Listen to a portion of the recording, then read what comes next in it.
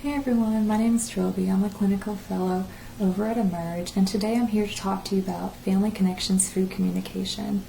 So right now, as the world's all in this crisis, your typical family activities and outings may have been canceled or postponed for right now. And due to those cancellations, you may have noticed some different behaviors going on at home with your children. Maybe there's an increase in acting out. Maybe there's more arguing. Maybe there's just a mood difference between your kids and teens. And all these and many more are symptoms of stress that children act out. They start to fight more. They start to exhibit behaviors that aren't really normal. And essentially they're just trying to get control of their world. And a way that you can help them develop that control and that security during a time that is uncertain is to help create new routines to do as a family. So one of the routines we're going to talk about today is the routine of the family conversation. Now, if you guys aren't really a big talkative family about stuff, now is the perfect time to start doing that because you guys are all home and you're seeing each other a lot more. And so family conversations can help kids learn compassion. It can help increase their self-esteem, their self-acceptance. It can also increase feelings of safety, knowing that they have family members to conversate with and family members who care about what they're saying. So essentially, to have a good family conversation, there's two skills that as parents we try to model for our children. So essentially, one of the skills is active listening. So active listening is not simply just nodding your head and just taking information in from what someone's saying. It's actively being present. You're having good eye contact. You're putting away distractions that may interfere you from being able to fully listen to someone. While you're active listening, you're not trying to think of what you will say next. You're trying to really grasp what someone's trying to tell you. You're also not trying to really agree or disagree with them. You're not trying to really fix or solve what they're trying to say. You're not trying to correct or change them. So in that way, you're just being present in the moment with them. And what kind of goes along with active listening is validation. So validation is kind of a weird buzzword. A lot of people have different definitions for it. But a good one I found was on Psychology Today, and essentially it said that validation is recognizing and accepting someone's thoughts, feelings, and behaviors as understandable.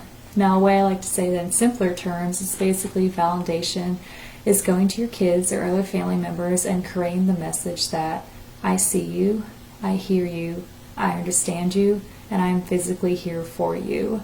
So ways you can validate someone while you're talking with them. Like I said, you're not trying to fix or solve anything when you're using validation and active listening. You're saying things like, sounds like you were feeling really upset today. Or, wow, that seems like that was really exciting for you. Or, hey, I care about you. Thank you for sharing that with me. Or even something like, I want to understand more about what you're thinking and feeling about. Can you please explain it more to me? So essentially you're letting someone in to your world by letting them give a piece of their word to you, if that makes sense. So essentially you're using those terms, you're reflecting what you hear and showing that you care by using validation.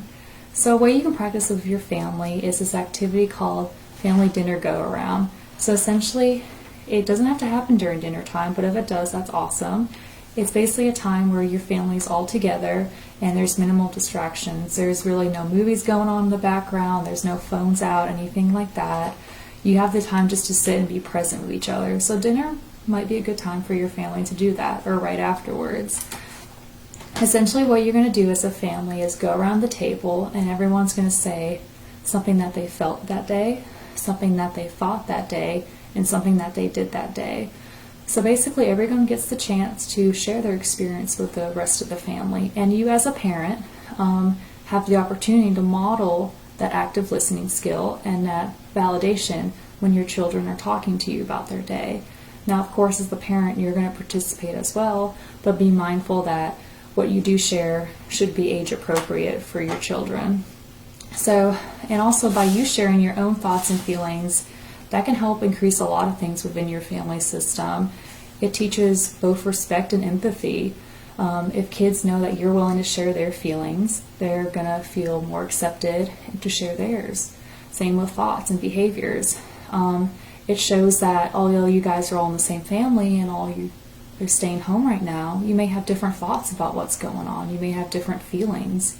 you may have done different hobbies throughout the day. It values differences in each other. It shows that although you guys are a family, you're all unique. This also might be a good learn opportunity to tell your kids for your sharing of feelings and thoughts that you can have multiple at once.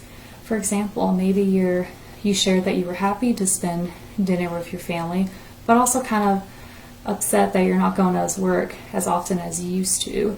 So it can kind of teach kids, well, yeah, they're happy to be here, but they can still be upset because they're not at work too. So, same situation, but parents can have mixed feelings, and that means that I, as a kid, can have mixed feelings as well about the same situation.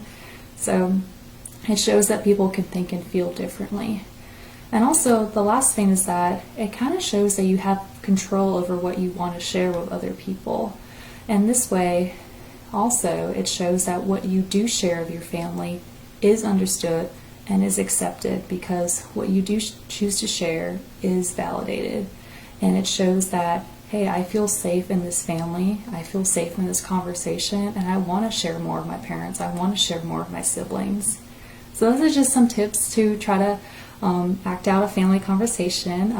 I hope that you try it with your family and, just kind of relay those characteristics of being seen, being heard, being understood, and being here for them in the present. So as long as you got all those down, I'm sure you'll have a great family conversation.